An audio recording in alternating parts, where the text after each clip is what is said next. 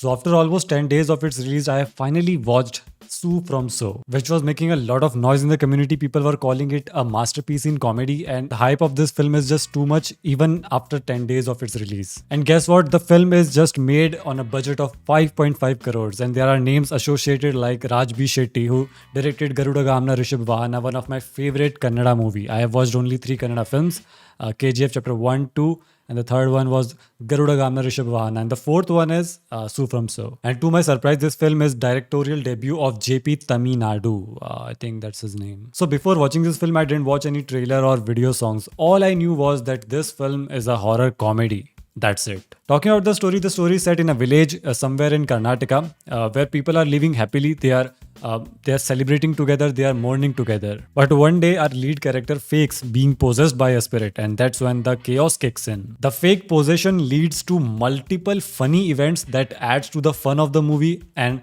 this is how the film progresses. What I really liked about this film was the incredibly powerful storytelling. The film takes its time to build a base, to set up things, characters. Once that is done, the film just doesn't stop. The graph is insane. From slow start to some progress and then the climax. This film just never dips. The film never forgot what it was about and never wasted any time in exploring boring subplots. It was always about comedy and that possessed guy and how to get rid of the spirit. So basically all the characters were involved in exorcism throughout the film. Now during the first half, I didn't laugh much because the film is not hilarious. It's funny, but it will not make you roll on the floor. And I think maybe there was a language barrier. The film is in Kannada and comic timing is something subtitles can't always capture. Like a lot of jokes I think probably landed harder for the native speakers. This is because there were some really hilarious conversations going on which worked 50% of the times for me and didn't work sometimes because of the language barrier. Because I was feeling a lot of time like, okay, I think this is funny, but I'm not getting it because I am not a native speaker. Now, when the film was somewhere around the interval, I realized that this film is not a horror comedy. I mean, it's not a horror comedy. It was just comedy because there were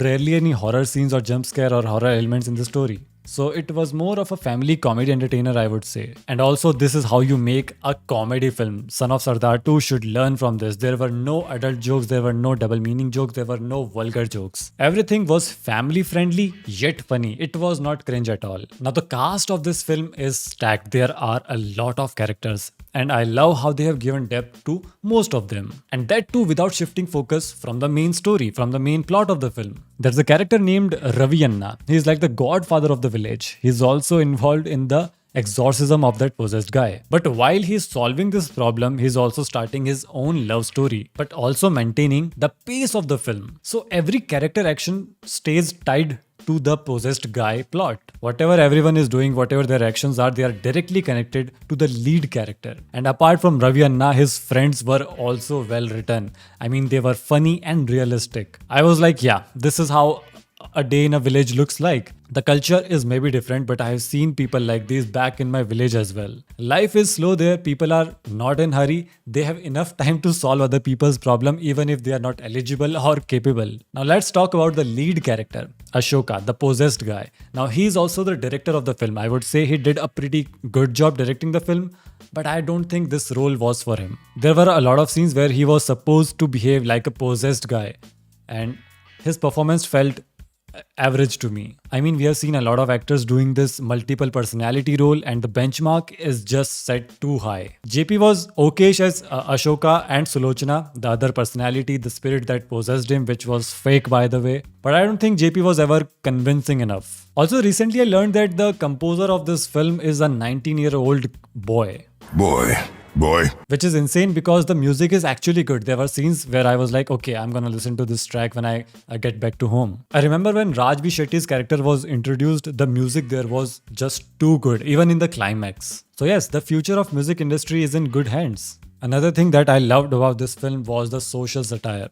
While the main plot was going on, while the subtle comedy is going on, this film was also talking about superstition. And they were kind of making fun of people who just believe in anything without thinking twice. This film also talks about masculinity. It also talks about gossips, how gossips can lead to dangerous or harmful rumors, which can, ruin someone's reputation, which almost happens every day in our society. But all of this was wrapped inside humor. Whatever is said or done in this film is solely for the purpose to make people laugh, except for the climax, which was a bit serious. The thing that amazes me is that the budget of this film is just 5.5 crores, and not a single frame in this film will make you feel like the film was incomplete or has a low budget. Every frame is just complete. The production design is good. The village feels real, it feels lively, it feels immersive. I remember what happened with Donkey. The village in Donkey never looked like a village, it always felt like a stage. Or a set. But films like Su From So, Minnal Murali, Brahma Yugam, even Sardar Udham, they are so authentic with their ambience,